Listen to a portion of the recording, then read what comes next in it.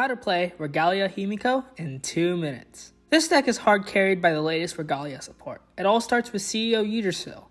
As the boss, she gives all the units with a Divine Gauge boost, then fuels that skill by at the cost of Counterblast 1, searches your deck for Norn, and then it can choose 2 units to get a Divine Gauge from your soul. Norn is a powerful card for this deck because it has an axe skill that allows you to draw, then Divine Gauge a card from your soul. If you did, Soul Charge 2.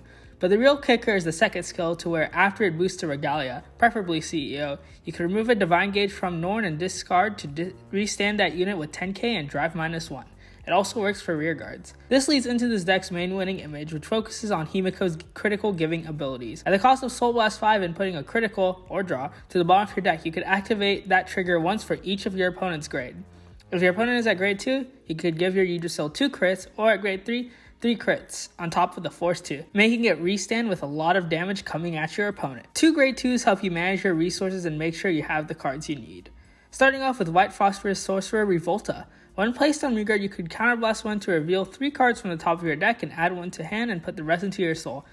Then if you need a card that is in your soul, Falling Star Sorcerer Vine, when placed on rear guard, lets you discard a card to add a card from your soul back to your hand. On top of gaining 5k if you Soul Blast this turn, Mythic Beast Skull is a generic grade 3 searcher which could check the top 5 and add a grade 3, then discard 1 if you added, thus ensuring that you could ride Himiko or have Yggdrasil on rear guard. There are plenty of Soul Charge cards in the deck to help make sure you could get off your skills.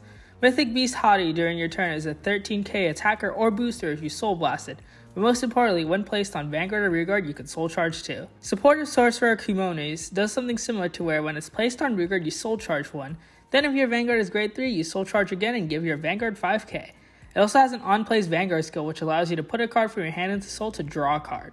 And then finally, the Tech Prometheus of Dancing Lights. On placement, you can check the top 2 and put 1 into soul at the top of your deck. Our triggers are a rightfully so aggressive lineup of 12 critical and 4 heal. This is done to bring pressure and make your attacks lethal as early as possible. With all these images put together, this is our deck list. When the promo White Brush Witch Arctic comes out, it is best to replace the grade 3 Searcher Skull for more versatile soul filtering.